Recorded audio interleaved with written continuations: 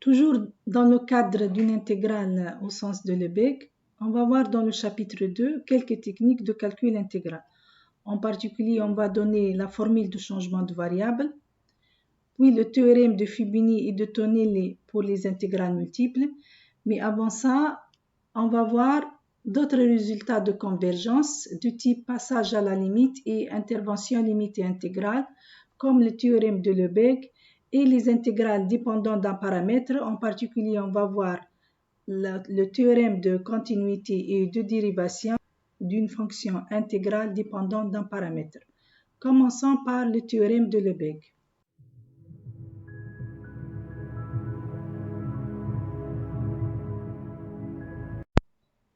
On va énoncer dans cette partie un résultat puissant de l'intégration qui est le théorème de la convergence Domini ou dit aussi théorème de Lebesgue. Mais avant ça, on rappelle que pour l'intégrale de Riemann, pour permuter une intégrale, on doit avoir une suite de fonctions contenues sur un fermé borné AB qui convergent uniformément vers f sur cet intervalle. Dans ce cas, on a limite de l'intégrale de fn est égale à intégrale de la limite. On a vu aussi dans le premier chapitre un premier résultat de passage à la limite qui concerne le théorème de la convergence monotone ou dit aussi théorème de Popov-Levy. Et donc, si on a Fn une suite définie sur un ensemble maintenant mesurable oméga à valeur dans R plus bar, donc Fn une suite positive, mais Fn doit être croissante, qui converge simplement vers f sur oméga, alors on a toujours limite de l'intégrale est égale à intégrale de la limite. Donc, ce résultat concerne les suites de fonctions à valeur dans seulement R, puisqu'on a une relation d'ordre ici pour que Fn soit croissant. Que se passe-t-il maintenant si Fn est défini sur un ensemble mesurable quelconque à valeur dans R ou dans C et qui converge simplement vers une fonction f? Donc, dans toute la suite k est égal à R ou k est égal à C, donc on va considérer des fonctions réelles ou complexes. Qu'est-ce qu'il dit le théorème de la convergence Domini ou le théorème de Lebesgue? Si Fn est une suite de fonctions mesurables d'oméga à valeur dans K, vérifions les deux hypothèses suivantes. La suite Fn converge presque partout vers une fonction f sur oméga. Et s'il existe une fonction intégrable positive g, telle que Fn en module est inférieur ou égal à g presque partout sur oméga. Alors, on en déduit que d'abord f est intégrable et limite de l'intégrale sur oméga de la valeur absolue de Fn moins f de mu est égal à 0. En fait, ici, c'est-à-dire Fn moins f en norme 1 tend vers 0 lorsque n tend vers plus l'infini. En particulier, on va avoir limite de l'intégrale de Fn est égale intégrale de la limite de Fn, donc est égale l'intégrale de f sur oméga. Pourquoi? Puisque tout simplement, module de la différence, intégrale de Fn moins intégrale de f est égal module de l'intégrale de la différence, et ça c'est inférieur ou égal à intégrale de module. Et on a vu que ça converge vers 0 lorsque n tend vers plus infini. Donc, pour appliquer le théorème de la convergence Domini, on doit avoir convergence simple presque partout vers f et il faut que Fn soit Domini, soit majoré en module par une fonction g intégrable. Exemple, si on considère cet exemple simple, l'intégrale de 0 à x à la puissance n dx, et on va calculer la limite de cette intégrale. Ici, on n'a pas besoin d'appliquer les théorèmes de convergence, puisqu'on peut calculer directement cette intégrale et calculer sa limite. Juste pour vous montrer que pour cet exemple, on ne peut pas appliquer les résultats classiques pour l'intégrale de Riemann. Pourquoi? Puisque la fonction x et n ne convergent pas uniformément vers 0 sur le fermé 0,1.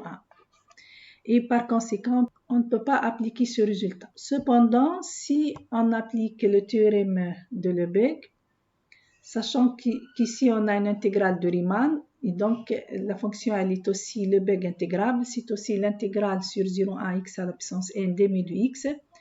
Et comme x et n est majoré par 1, quel que soit x appartenant à fermé ou vers 0, 1, et x et n convergent simplement vers 0 pour tout x appartenant à l'ouvert 0, 1, mais pour x est égal à 1, la limite est égale à 1. Donc, elles convergent simplement vers 0 presque partout sur le fermé 0, 1 en appliquant le théorème de Lebesgue. Donc, la limite de l'intégrale de 0 à 1 xn dx est égale à l'intégrale de 0 à 1 de la limite qui est 0, qui est égale à 0.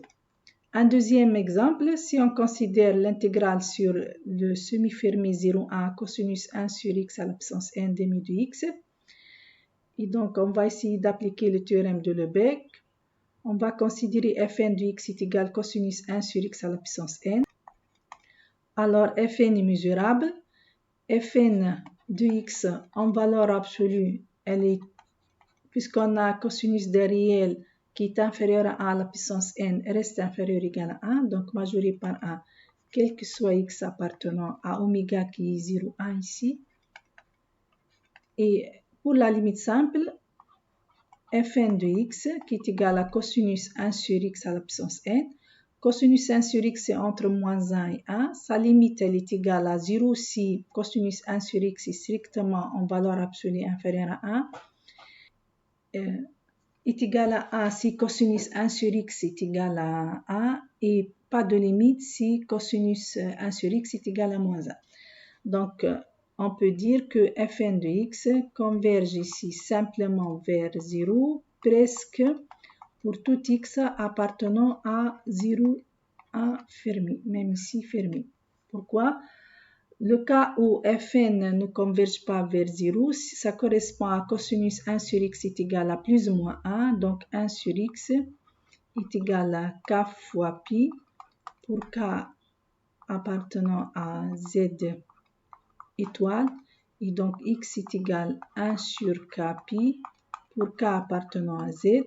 Cet ensemble, puisque k appartient à z, c'est un ensemble négligeable.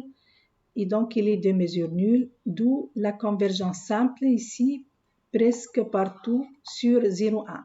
D'après le théorème de la convergence Domini, donc, si on note IN, donc IN converge vers l'intégrale sur 0,1 de la limite, qui est 0 demi de x, qui est égal à 0. Exemple 3, c'est un exemple où oméga est un ensemble non borné, oméga est 0 plus infini. On va calculer la limite de l'intégrale sur 0 plus infini, 1 plus x sur n à la puissance n fois exponentielle moins 2x. On a traité cet exemple comme application du théorème de la convergence monotone. On a vérifié que cette suite fn, elle est positive, croissante, qui converge simplement vers exponentielle moins x, d'où la limite de cette suite, c'est l'intégrale sur 0 plus infini de exponentielle moins x demi de x, et on a calculé cette limite qui vaut 1. On peut aussi appliquer le théorème de la convergence dominée. Il suffit de remarquer ici que fn, on a dit, elle converge simplement vers exponentielle moins x, et ça c'est vrai quel que soit x appartenant à 0 plus infini. Pourquoi? Puisque tout simplement fn de x est égal à exponentielle ln 1 plus x sur n, ça converge vers exponentielle x fois exponentielle moins 2x, le tout donne exponentielle moins x. Maintenant, on va montrer qu'elle est dominée par une fonction Lebesgue intégrable.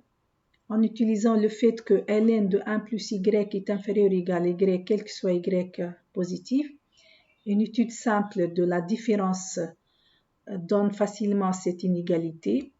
Et donc, ln de 1 plus x sur n est inférieur à x sur n. Multipliant par n, on va avoir ce produit qui est majoré par n fois x sur n qui est égal à x.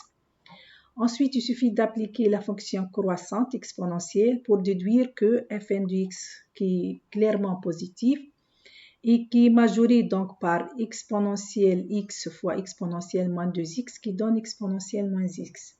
Et donc, valeur absolue de fn de x est inférieure à exponentielle moins x.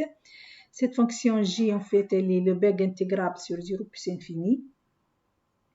Et donc, on peut appliquer le théorème de Lebesgue où on obtient limite de cette suite de l'intégrale de fn qui est égale intégrale de la limite, donc est égal à l'intégrale de exponentielle moins x, cette limite qui vaut 1. Donc, un dernier exemple d'une suite de fonctions à valeur densée, une suite de fonctions complexes.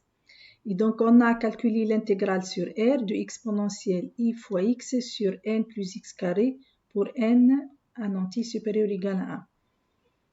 On va considérer donc la suite de fonctions fn de x est égal à exponentielle x sur n plus x carré.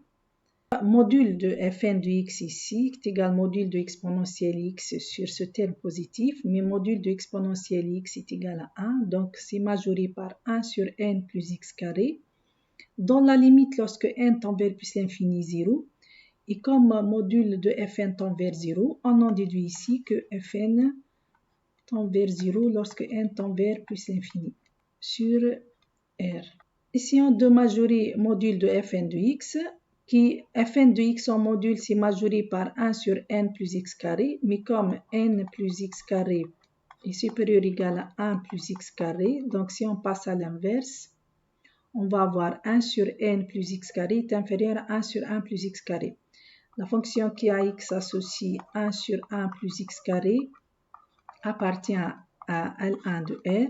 Elle est Lebesgue intégrable sur R, tout simplement puisque l'intégrale sur R de 1 sur 1 plus x carré, une primitive de 1 sur 1 plus x carré et arc tangente de x entre moins l'infini plus l'infini. La limite en plus l'infini, c'est pi sur 2, moins pi sur 2, donc est égal à pi. Donc, cette intégrale, elle est absolument convergente. Donc, la fonction qui a x associé 1 sur 1 plus x carré est Lebesgue intégrable sur R. On en déduit d'après le théorème de la convergence de Mini. Donc, limite de l'intégrale sur R de fn de x est égale l'intégrale de la limite est égale à l'intégrale sur R, mais la limite c'est 0, et donc est égale à 0.